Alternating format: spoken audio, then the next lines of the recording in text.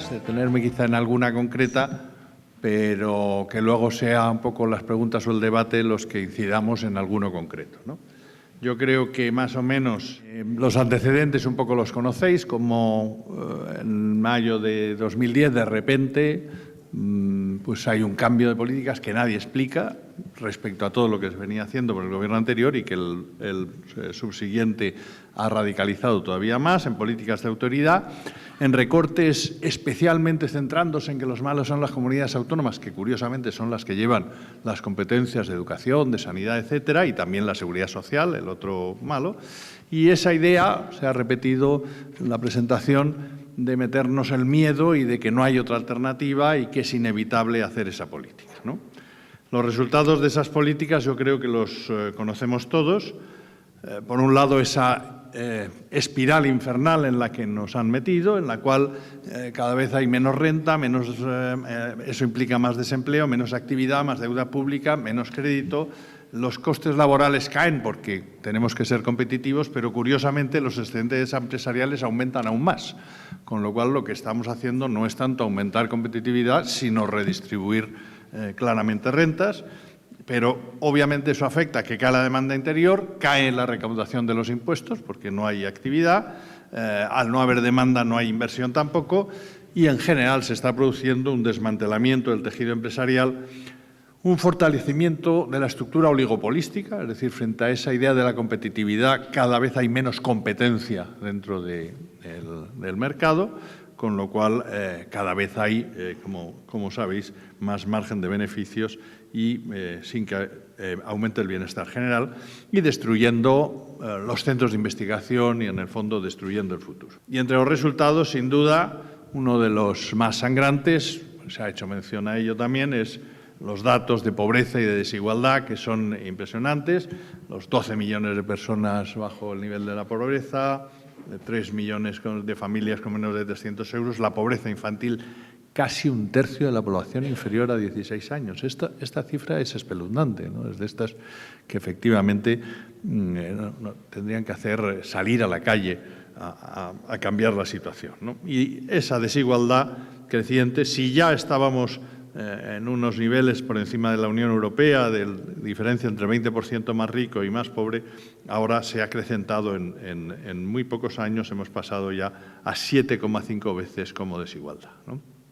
Y además es algo que no nos pilla por sorpresa, porque son políticas que ya habían fracasado en los años 30, que han fracasado en América Latina, en el este asiático y en África, cuando el Consenso de Washington impuso estas políticas y que ha significado décadas perdidas en términos de crecimiento y en términos también de distribución de la renta, ¿no?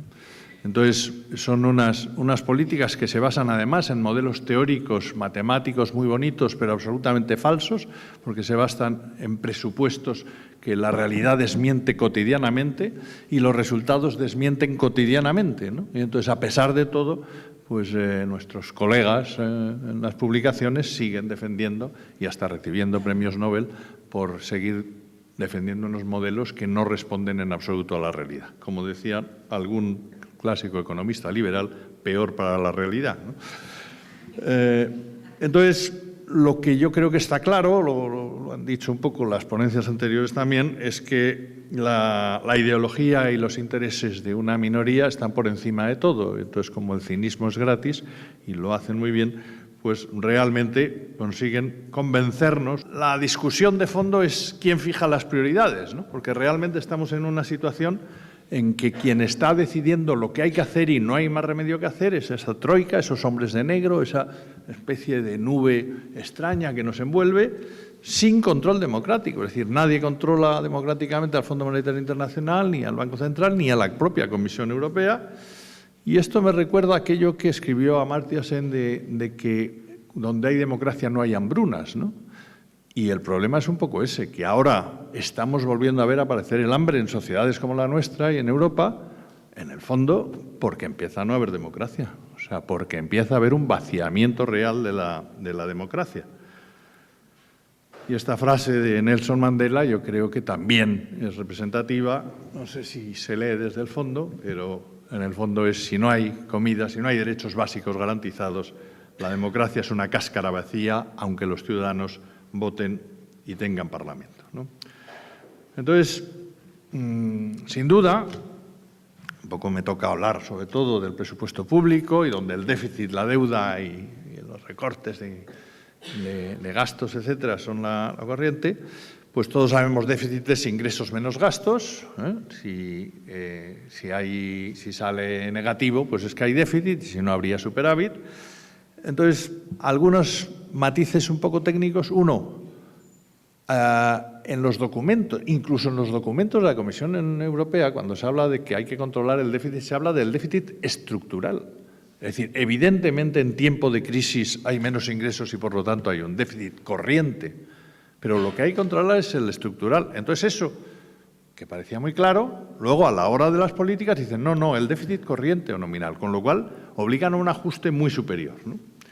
Segundo, déficit versus insuficiencia presupuestaria. Volveré en algunos casos sobre ello, ¿no? Pero hablar de déficit en determinadas cosas depende del presupuesto que usted ponga para eso. Es decir, hay déficit de seguridad social. Oiga, depende del dinero que usted ponga para la seguridad social. ¿Por qué no dice que hay déficit en defensa? ¿Por qué no dice que hay déficit en el presupuesto de la Casa Real? ¿No? Es decir, tenemos unos recursos y lo que tenemos que decidir es a qué lo dedicamos. Y ese es el debate, ¿no? Entonces, el déficit, la deuda, la carga de la deuda son debates también cargados de prioridades, de elecciones, de ideología. Yo quiero dejar claro una cosa, es decir, a largo plazo, una situación de carga de la deuda, de déficit, etcétera, se hace insostenible. O sea, que tampoco quiero caer en demagogias. El tema está, uno, discutamos la deuda y cómo se financia, lo van a hacer otros mejor que yo después. Dos, cuáles son los ritmos y los medios con los que corregimos eso, ¿no? Eso yo creo que es importante. Entonces, bien, coincidimos, hay que reducir el déficit, no podemos ir a una carga de deuda brutal que, no sé, me parece que sí, que por fin, como he quitado muchas transparencias, pero me parece que es así, que podamos realmente hacer sostenible el presupuesto y que podemos dedicarlo a bienes públicos y no a pagar intereses de deuda, todos los presupuestos, ¿no? Y para eso hay distintas alternativas. Simplificadamente, casi aritméticamente, tenemos tres. O gastar menos, o ingresar más, y gastar mejor. Y a todas ellas haré un poco referencia. Pero en todo caso, el debate profundo es cómo marcamos las prioridades. ¿Qué elegimos de todo esto? Porque evidentemente, a mí es obvio que si en todas las encuestas preguntan ¿usted quiere pagar más impuestos? Y todo el mundo dice que no. ¿A quién le apetece, le gusta pagar impuestos, ¿no? Pero al mismo tiempo dice, pero usted quiere menos sanidad, usted quiere menos educación, usted quiere menos limpieza, usted quiere menos servicios públicos, usted quiere menos atención a la dependencia, menos pensiones, y es un clamor el no. Pues eso cuesta dinero, esto es una comunidad de vecinos y entre todos tenemos que pagarlo. Y eso falta un poco esa necesidad de explicar que tenemos que balancear qué servicios públicos queremos y por lo tanto, hay que aportar los recursos para nuestra comunidad de vecinos, ¿no? Y obviamente, la situación actual especialmente, son prioridades que hay que fijar en España, pero también en Europa. Es decir, es obvio que hay un margen en el que una sola nación no puede tomar decisiones por sí misma, sino que estamos en un contexto donde a veces es donde habría que tomar esas decisiones, ¿no? Entonces, hablando de la gestión, bueno, sin duda, por el lado de los impuestos, lo más claro es la evasión fiscal, y lo hago en sentido más amplio, porque a veces ni siquiera es fraude que es claramente contra el EGEN, es que la evasión es más amplio porque a veces es porque la ley casi lo posibilita, lo favorece y lo permite, ¿no? Formalmente tenemos de los tipos más altos de Europa y, sin embargo, estamos 7 puntos del PIB por debajo de lo que para esa presión nominal tendríamos que tener. Es decir, todo eso es un fraude notorio que se está produciendo en la recaudación, ¿no? Y un dato que a mí me parece sangrante, ¿no? El peso de los salarios en el IRPF está por encima del 85%. Es decir, lo que se recauda de impuestos, más del 85% del IRPF es sobre salarios. Y, sin embargo, en la renta nacional, que ha ido descendiendo, representan el 45,8%, bastante menos del 50%. Es decir, representando menos los salarios, representan el peso fundamental de la recaudación del IRPF. Es decir, hay una parte de la sociedad, los asalariados, que están soportando una presión muy elevada. Y, en cambio, hay otra parte de los ingresos que están soportando una presión ínfima o muy baja, ¿no?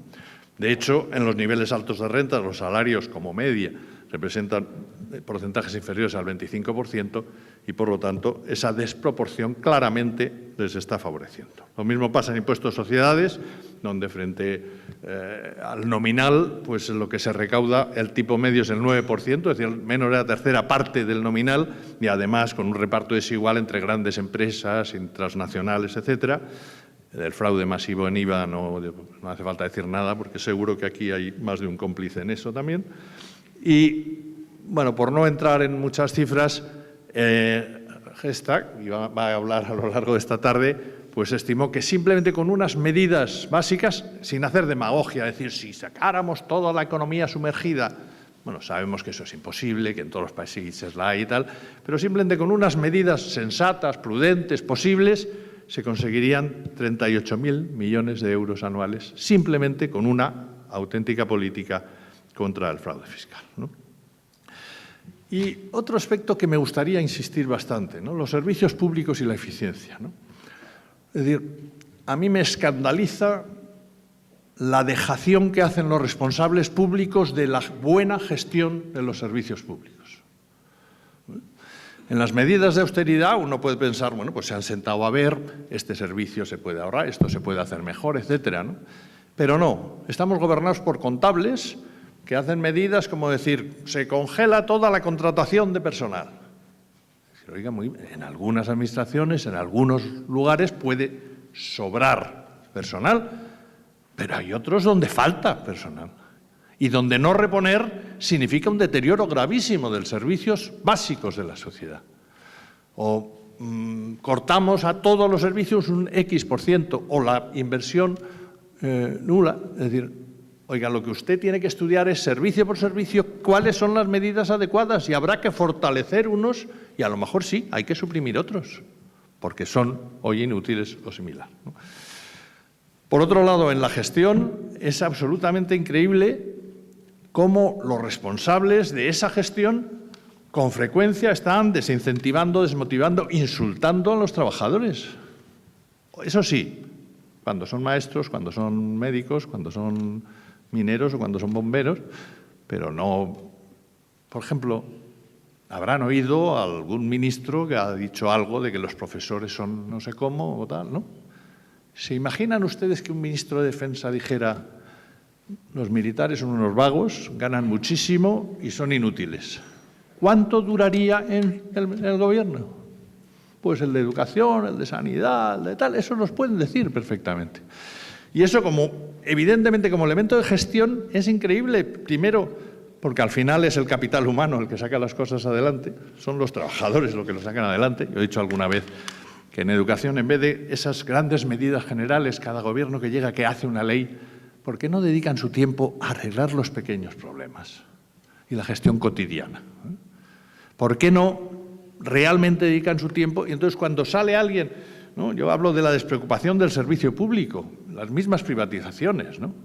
Que la alcaldesa diga, no es mi problema, es de la empresa con sus trabajadores.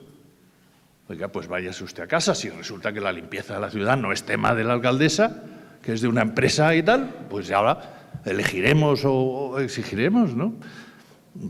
Las privatizaciones, digamos, yo voy a ser, digamos, prudente y voy a decir, vamos a debatir de privatizaciones, pero en todo caso, garantíceme usted el servicio público y garantice usted las condiciones de ese servicio público. Pero si va usted a privatizar y luego se desentiende del servicio público, la respuesta tiene que ser no bajo ningún concepto.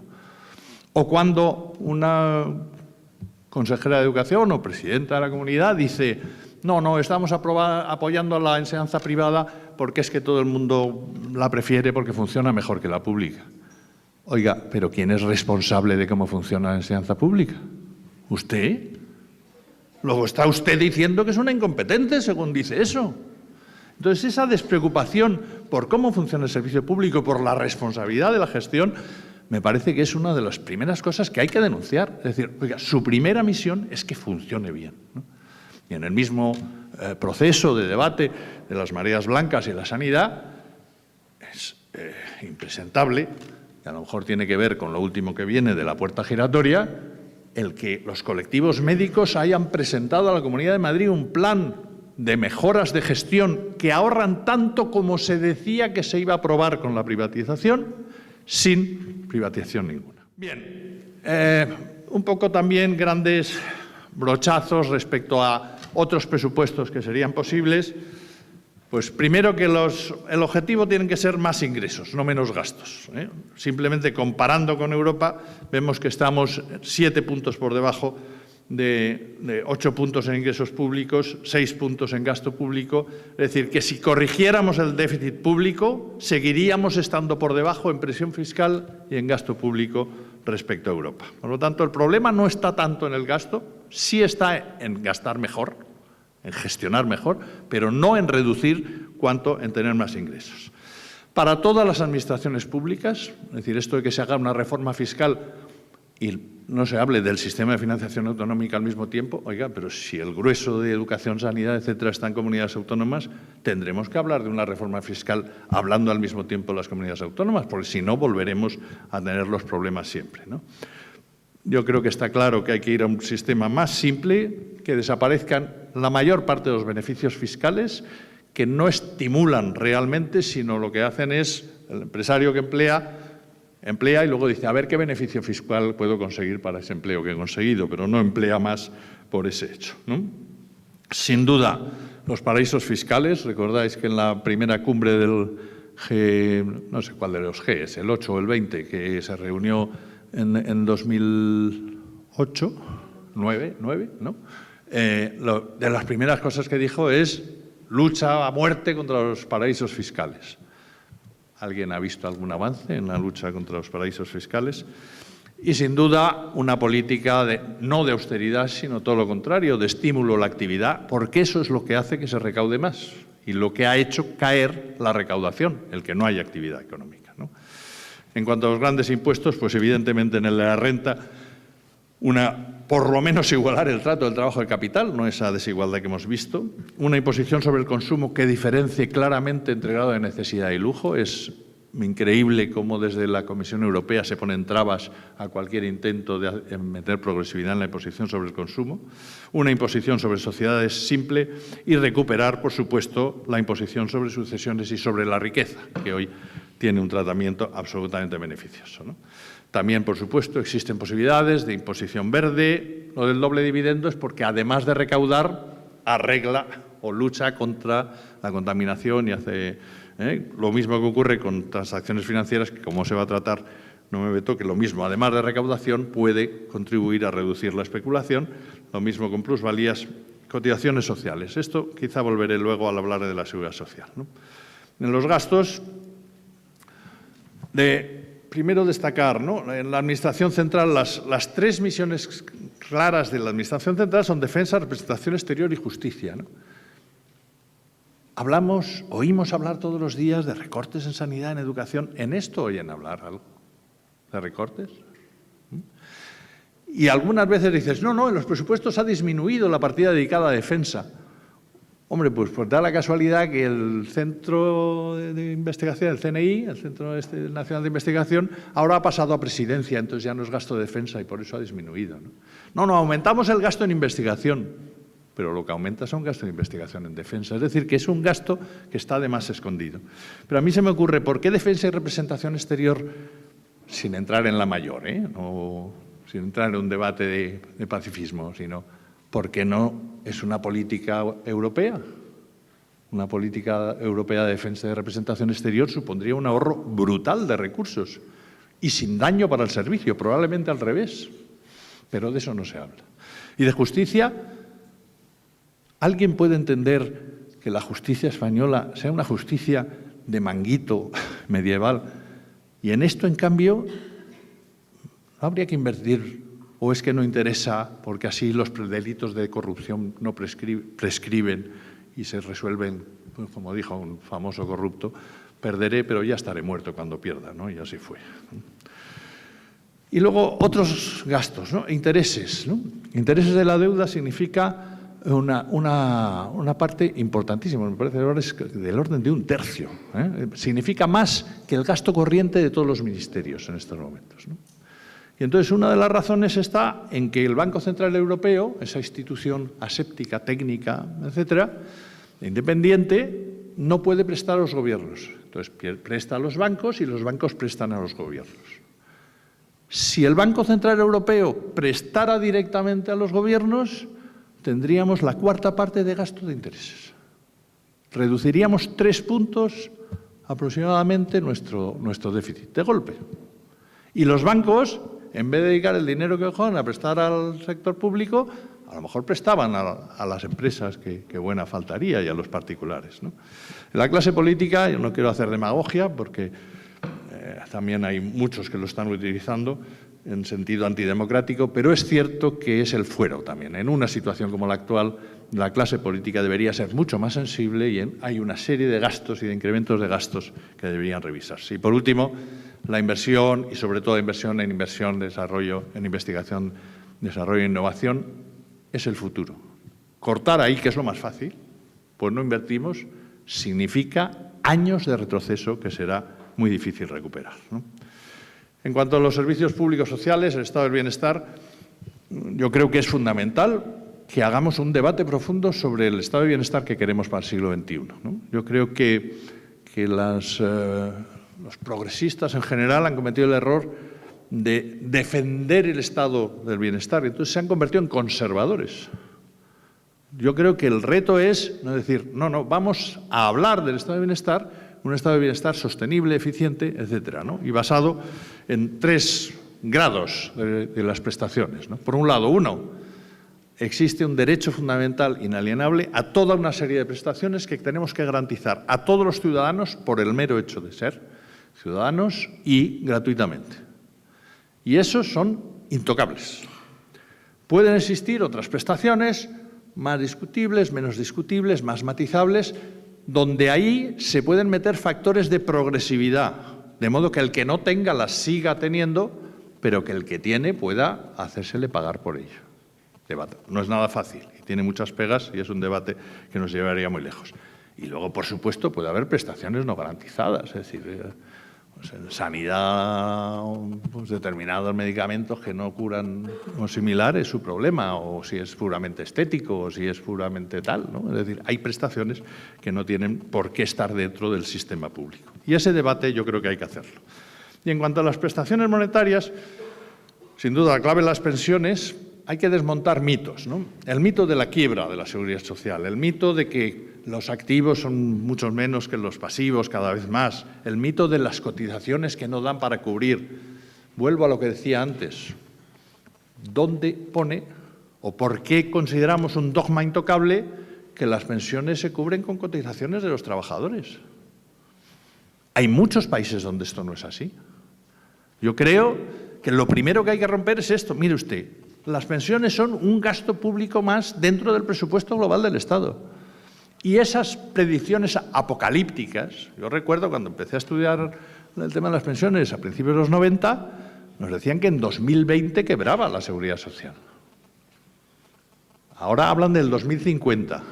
Y cuando hablan del 2050, hablan de que va a significar un 15% del PIB. ¿Y cuánto representa ahora en Italia? El 15% del PIB. Y en Francia y en Alemania están en el 13% o por ahí. O sea que no nos engañen con eso. O sea, parece más publicidad de planes de pensiones privados que realmente una crisis. Lo cual no quita la realidad demográfica. Es decir, es verdad. Hace 50 años la esperanza de vida de quien se jubilaba media era a lo mejor de 5 años y ahora es de 15 o 20. Por lo tanto, significa que hay que financiar 4 veces más que hace unos años. Y eso obliga a replantear también en la misma línea, 3 grados, garanticemos pensiones mínimas, garanticemos una parte progresiva y luego el que quiera completar que lo sea. Y en cuanto a los subsidios, pues hay mucha proliferación, ligados a campañas sectorales, a cierta demagogia, el cheque bebé, el de maternidad, el de emancipación, la renta de inserción, etcétera. Todos ellos son fundamentales, pero tal como se producen son irregulares. Quizá el debate, como se mencionaba, de renta básica de ciudadanía puede ser la salida, que al mismo tiempo luche contra la pobreza y consiga un tratamiento más equitativo y estable del problema, ¿no? A modo de conclusiones, ¿no? Primero, el déficit se produce por la caída de ingresos y no por exceso de gasto. Por lo tanto, es en ingresos, en fraude, en evasión, donde hay que poner el acento y no tanto en reducir gastos, lo cual no quita que algunos puedan reducirse. Las políticas de austeridad, como ya sabíamos por la experiencia histórica, nos llevan a una espiral destructiva y con el pretexto de la crisis, ¿qué es lo que está pasando? Que se está redistribuyendo la renta en favor de unos pocos, se están provocando situaciones insostenibles de desigualdad y pobreza, se están desmantelando derechos sociales y laborales básicos y se está socavando la democracia. Yo creo que hay que decir estas cosas muy rotundamente, ¿no? Entonces, hay que decir que sí, en el ámbito que hoy me tocaba, que otro presupuesto es posible y que también, resumiendo, están aquí algunas de las ideas que he ido exponiendo, que en el fondo es conseguir un sistema impositivo más justo, equitativo, progresivo, que los más ricos paguen, que los asalariados paguen menos de lo que están pagando porque están soportando toda la carga y que el gasto se decida democráticamente y progresivamente. En todo caso, lo que hay que apostar es por el futuro y por la gran mayoría, por esos 99% de ciudadanos. Perdón por la rapidez y muchas gracias.